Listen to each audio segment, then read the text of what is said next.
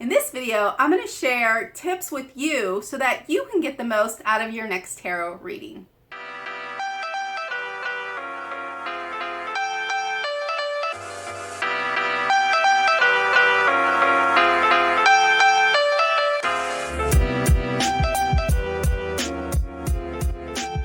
Hey guys, it's Francisca. Thanks for joining me for today's video. As an experienced tarot reader, I've had a couple of really bad tarot readings and they were really awful. They left me feeling like shit afterwards. And a tarot reading shouldn't do that for you. A tarot reading should make you feel empowered and have clarity and make you feel really great about yourself. And let you know that you can, use your inner guidance and really validate your intuition and your inner knowing. And that's what a really good tarot reading does. It leaves you feeling really confident. A bad tarot reading can leave you feeling like crap. It can make you feel like you've made some mistakes or that you have a curse on you.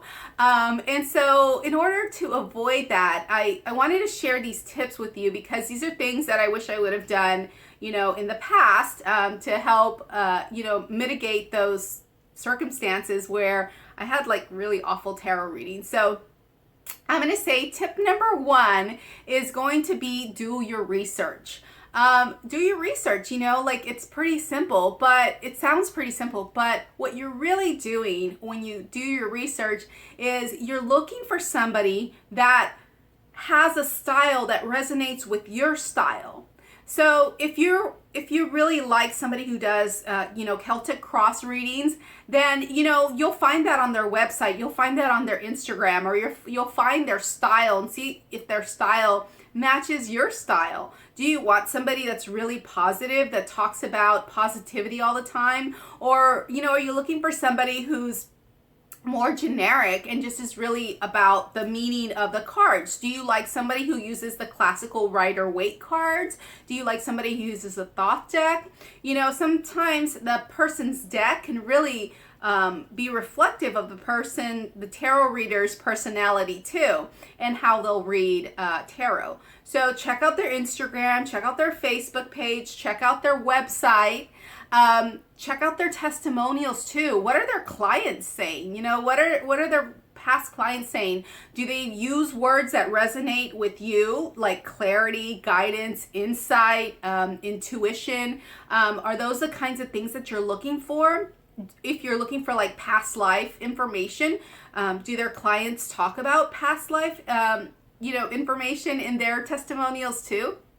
Those kinds of things are really important. It'll match you with a really great tarot reader. There's some tarot readers out there that, use other modalities along with tarot, like astrology. Those are really great readings. I don't do that, but I love getting those types of readings from other people. There's other tarot readers that incorporate chakras and meditation and breath work like I do.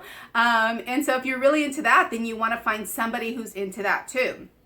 If you're looking for somebody who can help you tell time, like, when is something going to happen? You can look for yourself and you can do your research and you'll be able to see that, that tarot reader really does, or can tell time, because some tarot readers don't. What about reversals? Do you care about reversals or not? Some people do read reversals and some people don't. And then also, again, check out like what type of spreads they use. Some people have their own personal unique spreads that they do, as I use. There's other people who use like the classic spreads. Maybe they use a past, present, future spread. There's other tarot readers that can make specialized spreads for their clients. And I will do that from time to time. I'll make a special spread for a client, especially if they have a question that that wants to be answered, that doesn't use the unique spread that I do, or that doesn't get answered with the unique spread that I have. So that's tip number 1, do your research. My second tip for you is to set your intention for the reading.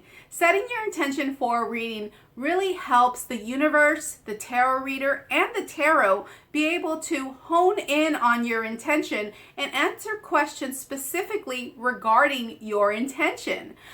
When you're doing this, it really helps put that energy out there, and whatever you're seeing with the tarot cards, whatever the tarot reader is seeing with the tarot cards is really going to speak to that intention.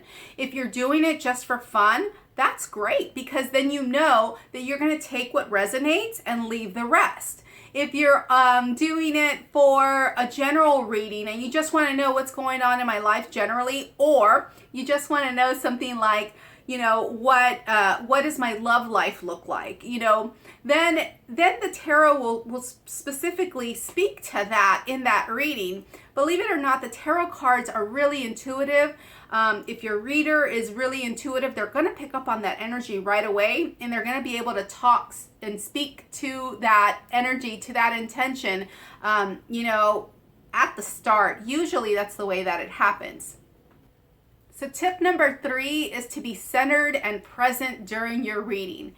Things like meditation, prayer, deep breathing can all help you get centered and be present during the reading. So I typically do a deep breathing exercise with my clients before we start our reading so that they can be grounded and centered. But before a reading, I also do a little prayer of my own where I talk to my angels and guides, and I thank them for helping me see what I need to see, to say what I need to say, and to read what I need to read for the highest good of all involved in the reading. So I call on them, and I, have their protective light shined all around me, and I thank them for allowing me to do the best reading possible for the client or anybody involved in the reading. So I myself get centered before the reading, and I also have my clients do some deep breathing before we start our reading. That way they're centered, we're both tuned in to the energy, and they can hear what they need to hear, and I can say what I need to say, and I can have the courage to say it because I've centered myself. Being present during a reading really helps you take in the information that you need and get those answers with some clarity. So you can ask for a recording of your reading. You can ask to record it if the person doesn't have the capabilities to do that with your reading. You can take notes during your reading, and I really highly suggest really taking notes about something that resonates with you, and taking notes about things that don't resonate with you, because a few months later something may come up, or maybe even a few weeks later something might come up, and you might be like, oh, hey, didn't that reading say something about this? And maybe it didn't make sense back then, but it makes sense now. So those are my 3 tips for you. Do your research, set your intention, and be present during the reading. So I want to share with you the reasons that I wanted to make this video. And if you have any stories like this, I'd love to hear it. So the first time I got a tarot reading, I was in my 20s. I had just broken up with an abusive ex-boyfriend, and I was like feeling like crap, but I was also drinking a lot and smoking a lot of pot. And so we were pre-gaming before we went out to the clubs, and we went and we got tarot readings. And this lady left me feeling like shit afterwards. I mean, I felt like crap for the whole night. I couldn't enjoy myself. I got drunker, but I couldn't really enjoy myself because of what she told me. She told me I had a curse, and she told me that I had this wall up, and that somebody put a curse on me years ago, and that they were jealous of me. Mind you, I was in my 20s, so years ago would have been when I was like 10, so when I was 10, somebody obviously put a curse on me, which is why I was doomed to love forever.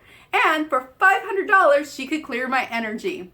So I wasn't going to pay her $500 to clear my energy, but I did buy into the crap that I was cursed.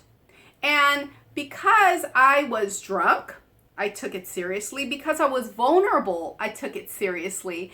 Because I was in a different space, and I didn't understand about readings, and I didn't understand about, tarot readers being, being intuitive and really being, people that had some integrity versus people that don't. And I didn't do my research. I didn't set an intention for that. I wasn't present. That was a really bad reading. It left me feeling like crap for quite some time.